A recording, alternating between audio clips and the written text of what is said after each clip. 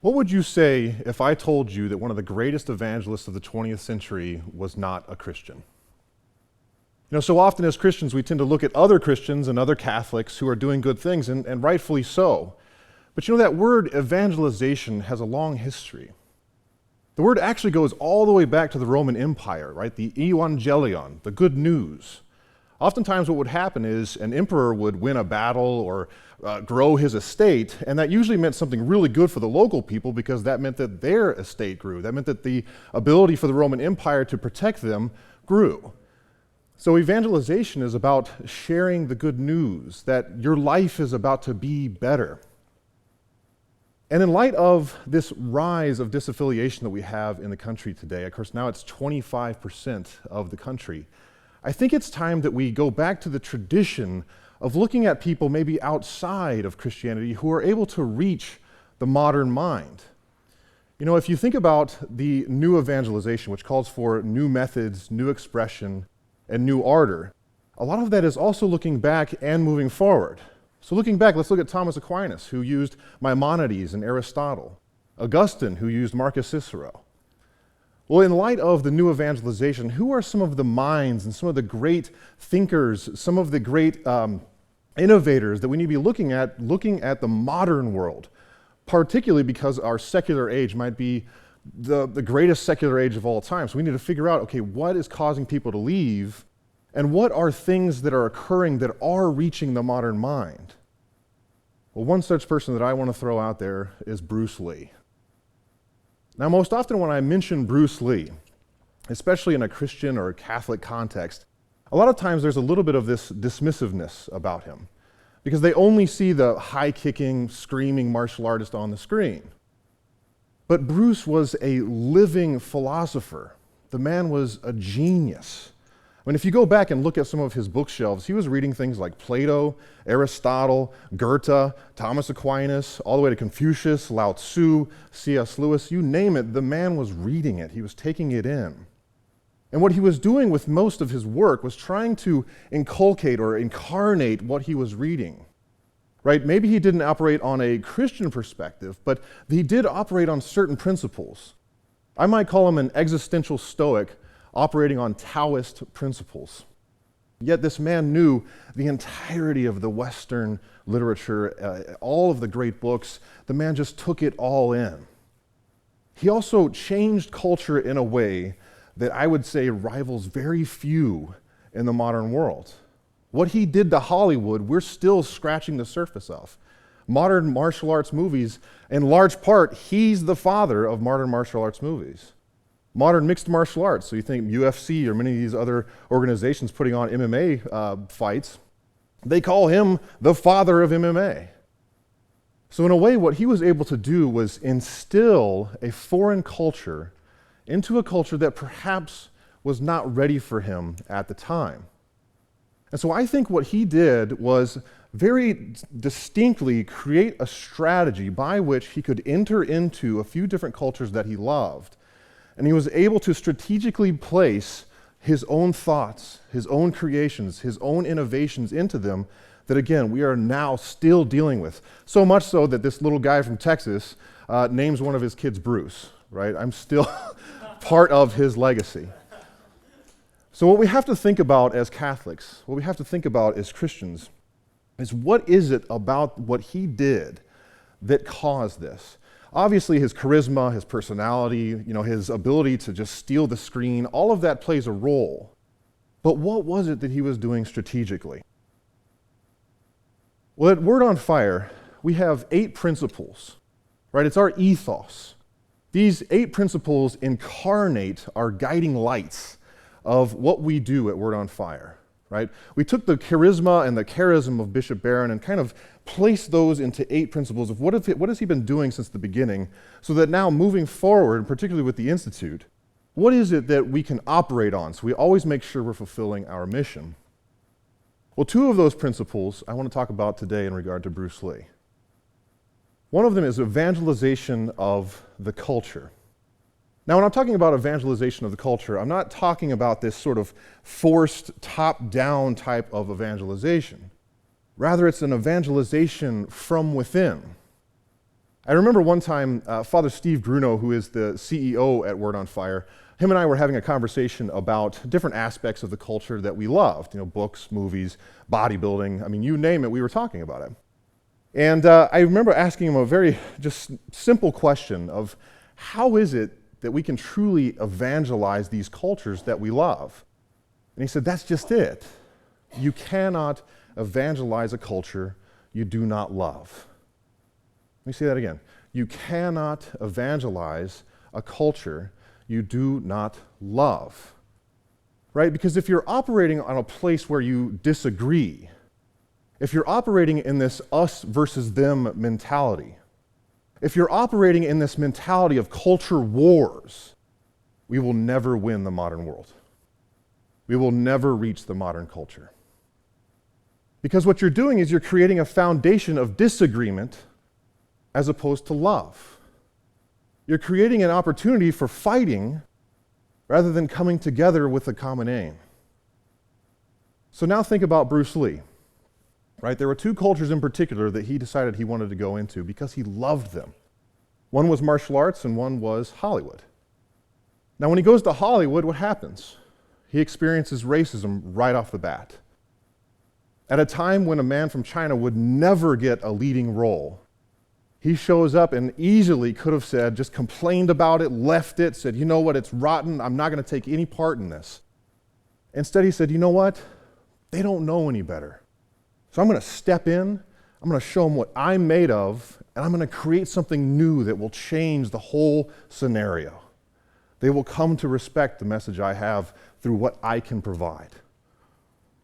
So rather than just complaining about it and leaving it, he went right into it because of how much he loved it. He couldn't help himself. He had to go in. Right? Now think also of martial arts.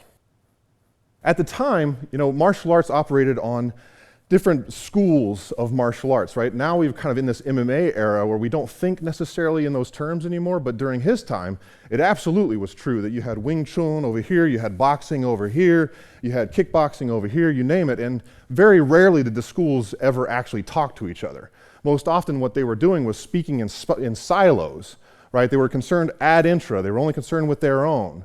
Now if you think about the church and what's going on today, Catholic Twitter, all of that stuff, speaking in silos, right? Bruce shows up and says, I'm not playing that game. I'm not playing by that nonsense. I'm going to find what's useful over here. I'm going to find what's useful over here. And I'm going to put it into my own practice subjectively so that I can become the best fighter, the best martial arts practitioner that I can be. And maybe that style isn't going to work for the person that I'm teaching. So he creates Jeet Kune Do, right? The way of no way. He's not going to put himself in a school of thought where all of a sudden now he's just speaking in silos. He also fought sexism and racism in martial arts as well.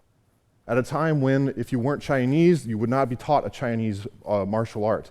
At a time where women were never allowed inside martial arts. He shows up and says, I don't care about any of that stuff. Whether it's a white Westerner, whether it's a woman, whether it's an African American, I don't care. I've got a message that I know can change your life for the better, and I'm willing to fight this nonsense so that we can all live the life of a martial artist, the life of self-discipline, self-awareness, and self-defense. So he changed the culture from within. Did he have to fight with his own ego, his own confidence, his own issues? Sure. But he kept going because he knew the message was worth it. And then the next principle, leading with beauty. The theologian Hans Urs von Balthasar said that beauty has what's called an arresting quality to it.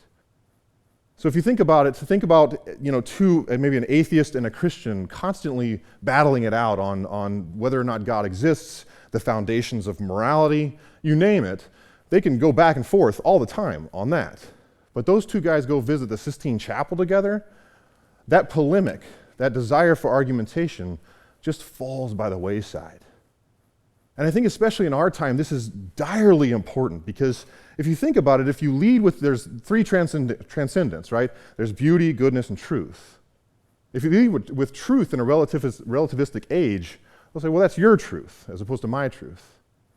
If you lead with the good, say morality, well, that's your morality and I'm happy for you, but that's not my morality.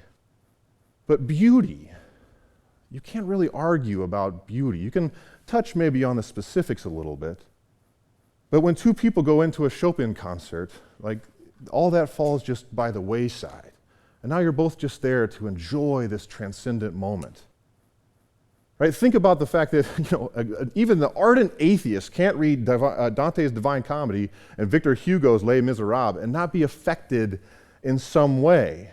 And within that leading of beauty, there's the messages of good and truth along with that. But it's coded in this kind of strategic amount of beauty so that the message is able to reach the heart.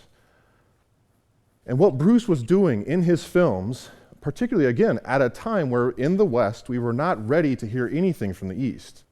They just would kick it out right away, especially in Hollywood. He decided to go into films and provide his message in extremely artistic and beautiful ways in which a lot of guys who watch these movies actually don't understand what he's actually doing. But it affects them. It goes into their psychology, it goes into their consciousness without them maybe even knowing, because it's leading with the beautiful. And there's one scene in particular in Enter the Dragon. See, Bruce Lee, again, he operated on Taoist principles, and in the principles of the Tao, there's this one moment of what's called true and false self, right? Part of this inner mining of what we call our essence, the really core of who we are, is we have to chip away at those falsities that we have within our hearts, within our minds. Thomas Merton built on this and kind of Christianized it. He baptized it in regard to his own spirituality. But there's this phenomenal scene in Enter the Dragon where Bruce is fighting this guy named Han, and at one moment during the fight, he ends up in this room that's nothing but a hall of mirrors. All he sees is himself, right? He's all beat up. It's all this, amazing fighting leading into this moment. And Bruce is just walking around slowly, trying to figure out where's this Han guy? Where's the external enemy? And at one point he stops and he hears a voice say, "The enemy operates on images and illusions. Break the images and you will break the enemy." Right? It's not about the external enemy. It's about what's going on inside of you. So then what happens is Bruce starts just breaking every single one of the mirrors until he's able to find his true self. He's not looking at reflections. He's not looking at falsities. It's now truly him. And the external enemy, Han, actually dies by his own spear. Right? That philosophy that evil will consume itself. It will die upon its own machinations. Another aspect of this principle of leading with beauty, I like to say that what Bruce operated on was sort of a gentle violence, right? If you watch his films, he's famous for those close-ups where it comes onto his face and he's just angry. He's got this very specific look, and he studied that thing over and over to perfect it, to where now it's an iconic image of this angry face of Bruce. However, if you actually watch his films, he's a pretty gentle, loving, and charitable guy. Most often, he only gets angry when it comes time to stop the nonsense. Right? He operates as both a lion and a lamb. Christ is the Lion of Judah and the sacrificial lamb. If you think about in the East, maybe that principle of yin and yang, and that's what Bruce was operating on. I remember one of my favorite prayers. It's actually by Blessed Pierre Giorgio for Sadi. He actually asks the Holy Spirit for what he calls a wild tranquility. Right? The fact that we're going to have a fire within us to go out for the gospel. We're going to just do what we have to do. We will go to the end. But we will operate in love and charity and gentleness. But when it comes time to fight, we fight. When it comes time to be gentle, we will be gentle.